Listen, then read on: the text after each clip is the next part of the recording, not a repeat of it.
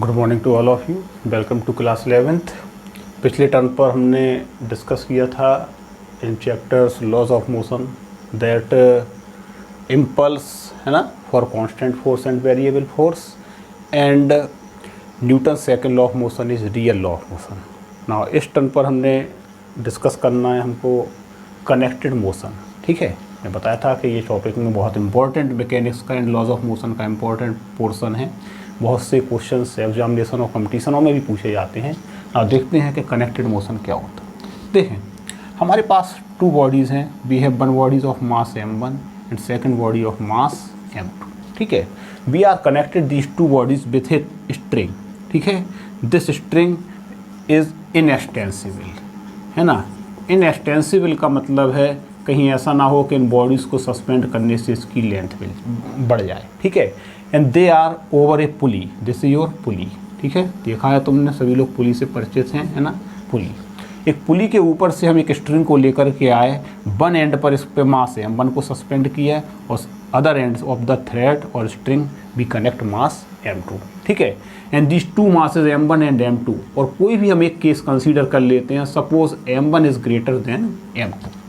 ठीक है, and this string is passes over a pulley and this is frictionless, है ना। ये कुछ देखो पॉइंट्स हैं, इनको बहुत ध्यान देने की ज़रूरत है कि यहाँ पर जिस पुलिस के ऊपर से ये जो स्ट्रिंग जा रही है ना, ये फ्रिक्शनलेस, है ना। ये फ्रिक्शनलेस रोपिंग हो रही है, राइट, नंबर 1।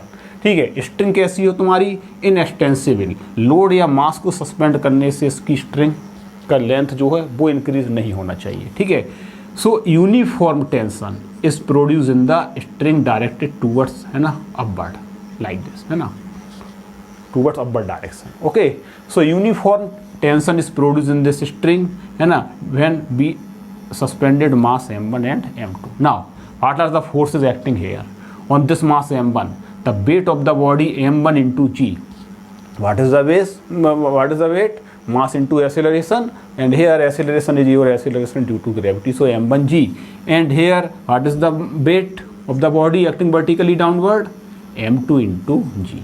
Okay, right? ये दोनों मान। Now, since m1 is greater than m2, so this weight m1g force moving downward and m2g moving upward. ठीक, with certain acceleration, suppose acceleration produce is a, right? अब हमारा M है हमें इस acceleration ए के लिए जिस यूनिफॉर्म है, जिस एसेलरेशन से बॉडी ए नीचे की ओर या बॉडी m2 है ना ऊपर की ओर जा रहा है, इसका एसेलरेशन फाइंड आउट करना and tension in the string capital T इसको फाइंड आउट करना। तो पहला पॉइंट हम देखते हैं, हमें एसेलरेशन फाइंड आउट करना है, इसको हटा देते हैं। ठीक है, and we have taken one condition, m1 is greater than m2। Okay, now देखें जरा यहाँ पर फॉर एसेलरेशन, है ना, expression for acceleration. First point,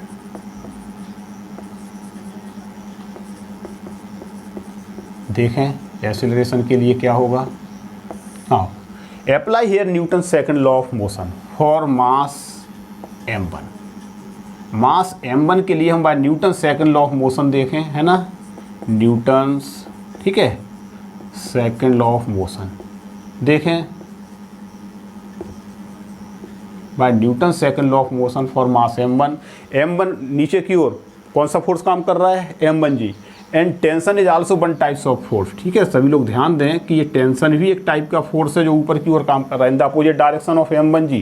so what is their resultant, m1g minus t। Here m1g is greater than t because the resultant of these two is acting vertically downward. So the resultant of their after subtraction m1g minus t, so this should be larger than this, है ना। So m1g should be greater than tension and their resultant provide the acceleration in vertically downward direction in the direction of m1g, है ना। So m1 into net force acceleration is a. So this is your Newton's second law of motion। ठीक है, larger ये होगा तभी तो resultant force इसी के डायरेक्शन में काम कर रहा है नीचे की ओर, इसीलिए हमने m1g में से किसको सब्ट्रैक्ट किया, टेंशन t को।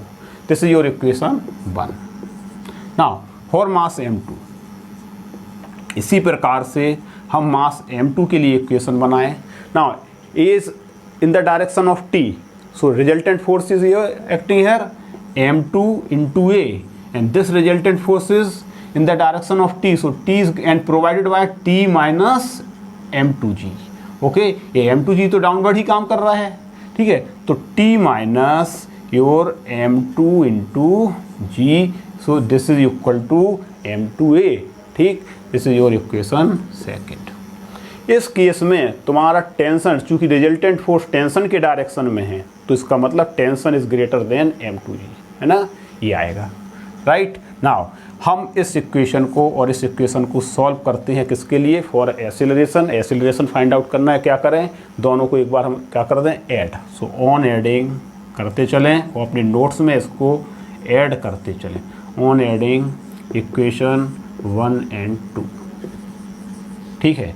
जब इक्वेशन 1 और 2 को ऐड करेंगे तो tension tension plus minus cancel, ये इसमें ऐड होगा, क्या आएगा देखें ज़रा, m1g और minus m2g, okay, equal to, यहाँ से इसको ऐड करेंगे, ए कॉमन, ओके, क्या बचेगा, m1 plus m2। So for acceleration what comes, a equal to यहाँ से हम g कॉमन ले लें तो m1 माइनस m2, ठीक, और इसको अपॉन में ले आएँ, यानी m1 प्लस m2, ठीक है, और into g, this is your expression for acceleration, ठीक है। ये क्या आ जाता है तुम्हारा, एक्सेलरेशन ए के लिए फार्मूला, ठीक है, इसको नोट कर लो। So a equal to m1 minus m2 upon m1 plus m2 into g, g is your acceleration due to gravity, m1 m2 are the masses of two bodies, ठीक, this is your acceleration. Now expression for tension, अब tension के लिए expression find out करना है, इसको हटा देते हैं, ठीक है। टेंशन के लिए एक्सप्रेशन फाइंड आउट करना है तो एक काम करते हैं, किसी भी एक इक्वेशन में एक्सेलरेशन का वैल्यू सब्स्टिट्यूट कर देते हैं। देखें जरा, जैसे फ्रॉम इक्वेशन 1, हम इक्वेशन 1 से देखते हैं, ठीक है, फ्रॉम फार्मूला फॉर, यहाँ पर लिखते हैं हम फार्मूला फॉर टी, टेंशन, ठीक है, फार्मूला फॉर टेंशन टी। देखें फ्रॉम इक्वेशन 1, इक्वेशन 1 से देखें, T equal to what is the T, what is T, T equal to m1g और इसको इधर ले आए माइनस m1a, टी को उस तरफ ले गए, ठीक है। सो टी के लिए क्या रिजल्ट आएगा, T equal to m1 common, क्या आएगा तुम्हारा, g माइनस ए, और बिल्कुल सही बात है, टेंशन के लिए यही रिलेशन ही आएगा। Now substitute the value of acceleration here. अब एक्सेलरेशन की इस वैल्यू को हम यहाँ पर, है ना, प्लेस कर दें, है ना, बहुत सिंपल, मास के टर्म में हमको टेंशन चाहिए, क्योंकि हमको जो कोई अगर केस है तो उसमें मास ही दिए होंगे, है ना। So what, T equal to m1, इसलिए हम कोशिश कर रहे हैं कि मास के टर्म में ये इक्वेशन हमको standard equation find out, formula find out हो जाए। सो जी माइनस, है ना, g minus a means m1 minus m2 upon m1 plus m2, ठीक है, इंटू जी, ठीक, जी फिर से कॉमन लेकर के बाहर कर दें, सो m1g, ठीक है, एंड हेयर 1 माइनस लिख लेते हैं स्टेप को भी, m1 minus m2 upon m1 plus m2, ठीक है। नाउ टेक इन एलसीएम, ठीक है, अब इसमें से हम क्या ले लेंगे, एलसीएम लेकर के इसको हल कर दें, है ना। सो टी इक्वल टू, ठीक है, ये टी इक्वल टू चल रहा है तुम्हारा, तो टी इक्वल टू m1g, क्या बचेगा यहाँ, m1 प्लस m2, ठीक है, एंड माइनस, है ना, एलसीएम लिया हमने, पहले एलसीएम लिया होगा m1 प्लस m2, तो यहाँ पर क्या आ गया, m1 प्लस m2 और माइनस से ये ब्रैकेट खोलेंगे तो minus m1 and plus minus minus plus m2, है ना। देखिए यहाँ m1 से m1 कैंसिल, ठीक है, m1 m2 और m2 2m2 का यहाँ मल्टीप्लाई करेंगे, then final result becomes t equal to 2m2 multiplied here, so 2m1 into m2 upon ये m1 प्लस m2 आएगा और इंटू g, और g को हम इस तरीके से लिख लें, देन हमारा रिलेशन सिस्टमेटिक ये आ गया।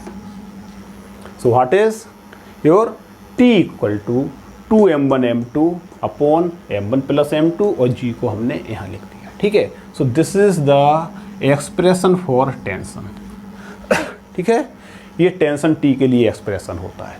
यानी कनेक्टेड मोशन में एक्सीलरेशन तुम्हारा क्या निकला था, m1 minus m2 upon m1 plus m2, okay, into g, ठीक। And what is the tension, tension ये निकला और एक्सीलरेशन ये निकला, ठीक है। एक ये पॉइंट नोट कर लें, कनेक्टेड मोशन का एक इंपॉर्टेंट आर्टिकल है ये, है ना, motion of two bodies connected to a string passing over a frictionless pulley, ठीक है।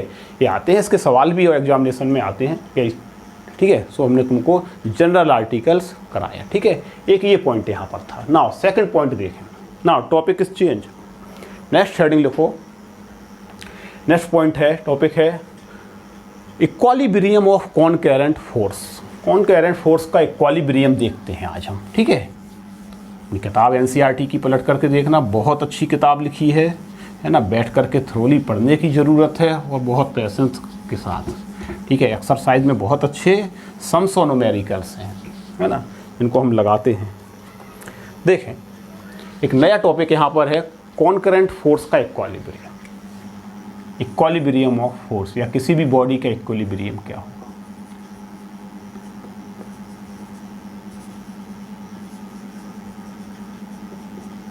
ठीक, देखो बहुत सिंपल तो ये है कि अगर किसी भी पार्टिकल पर या किसी भी बॉडी पर, है ना, so many forces are acting, है ना, so many forces are acting, suppose F1, है ना, F2 and F3, and if this body is in particle is in equilibrium, equilibrium, then the resultant of these individual forces क्या होना चाहिए, resultant force उनका यानी vector sum will be equal to 0, है ना, then this is known as equilibrium of forces, ठीक है।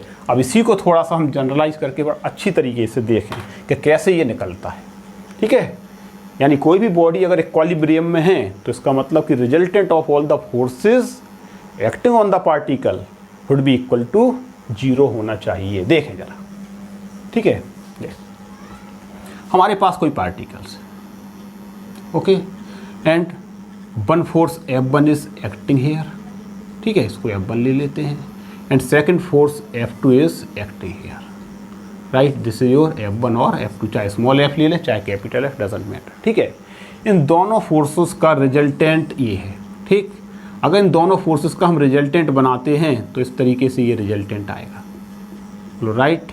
Now यहाँ पर ले लेते हैं यहाँ तक, ओके। ये फोर्स तुम्हारा F1 है, ठीक है, ये फोर्स तुम्हारा F1 है, ये फोर्स F2 है, तो ये भी प्रिंसिपल ऑफ सुपरपोजिशन अप्लाइड होता है ना, जो पैरेललोग्राम, ये F1 F2 फोर्सेज हैं, ओके, इस पॉइंट पर।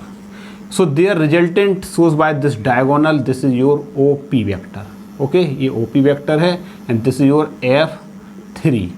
थोड़ी देर के लिए हम ये ले लेते हैं, the resultant of force F1 vector sum, है ना, parallelogram addition F1 plus F2 equal to your force F3 comes, okay, equation 1, and this is represented by vector OP here, ठीक है। इसको थोड़ा सा अच्छी तरह करते हैं ना, अच्छी तरह बना लेते हैं और इस तरीके से, ठीक है, लाइक दिस। हाँ, अगर इस पर हम एक थर्ड फोर्स और अप्लाइड कर दें, इसी के just equal and opposite like this, ठीक है, ये दिस इज OP के इक्वल, ठीक है, and this is your force F3 acting on this particle, ठीक। तो देखें जरा यहाँ पर, ये जो तुम्हारा OP वेक्टर है ना, ये F3 और ये F3, इसका मतलब है कि ये तुम्हारा किसके इक्वल एंड अपोजिट, तो मतलब ये है कि F1 प्लस F2, है ना, जो किसके इक्वल निकला है F3, ठीक है। अगर हम इन दोनों का रिजल्टेंट देखें, है ना, तो इन दोनों का रिजल्टेंट देखें, OP इसको नाम दे देते हैं हम S, means your OP equal to OS vector, and they are equal and opposite, right.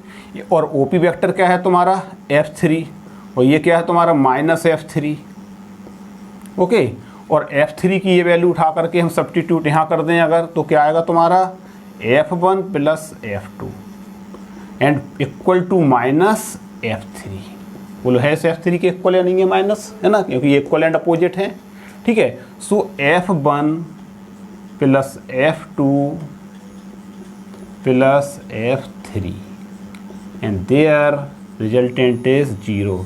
ये पोजीशन कहलाती है equilibrium of a particle concurrent force.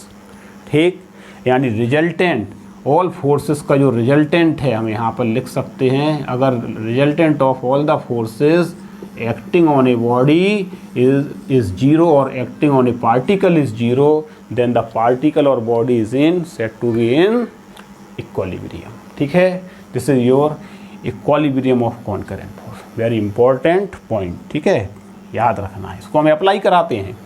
क्या करेंगे, इसका हम एप्लीकेशन देखेंगे, राइट। डिफरेंट सिचुएशंस में न्यूमेरिकल्स में इसको अप्लाई कराते हैं। ठीक है, ये तुम्हारी किताब में भी है। एक छोटा सा टॉपिक यहाँ पर और देखना, इसी से ही कनेक्टेड है ये भी ना। अगर हमारे पास ये डायग्राम है, इसी डायग्राम को हम ले रहे हैं, ठीक है ना। देखना, ये अगर F1 और F2 है ना, ये F2 F3, ओके, ये फोर्सेस काम कर रहे हैं। ये तो इसका हमने रिजल्टेंट माना था, यानी ये एक्चुअल ओवरऑल सिचुएशन हमारी क्या आ गई है। ओवरऑल सिचुएशन यहाँ पर जो मिली है वो हमको ये मिली है कि ये F1 फोर्सेस है तुम्हारा, ठीक है, ये F2 फोर्सेस है, ठीक, और ये तुम्हारा पार्टिकल पर F3 फोर्सेस है। इनका रिजल्टेंट जहाँ भी कहीं मिले F3, इसको थोड़ा सा इंक्लाइन कर देते, ठीक है। एक थ्योरम यहाँ पर होती है, वो भी रिलेशन देख लो, मैथमेटिक्स में हम लोग पढ़ते हैं डिटेल, लामीज इक्वेशन है ना। एक लामीज थ्योरम या फार्मूला होता है ना। अगर यहाँ पर ये कॉन्करेंट फोर्सेस इक्विलिब्रियम में है किसी पार्टिकल पर या बॉडी पर, है ना, वो F1 F1 अपॉन, है ना, F2 F3 के बीच का एंगल हम यहाँ पर ले लेते हैं क्या, एल्फा, ओके।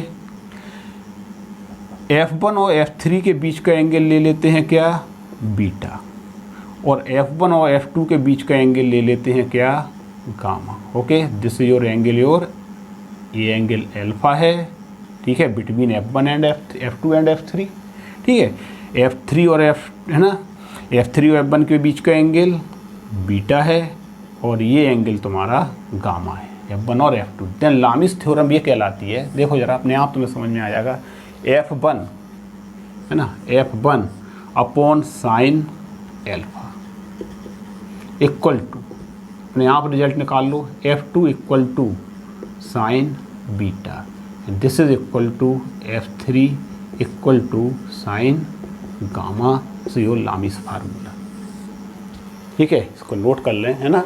यानी F1 equal to sine of angle between two different forces upon equal to F2 upon sine angle between two different forces, है ना, pair of forces, equal to F3 and F3 equal to this is, है ना, two different forces के बीच है। And this is your Lami's theorem. ये concurrent equilibrium force of, है ना, इक्विलिब्रियम ऑफ ए पार्टिकल के केस में कभी हम अप्लाई करेंगे, ठीक है। फ्री बॉडी डायग्राम जब न्यूमेरिकल्स हल करते हैं तो ये वहाँ पर आएगा, ठीक।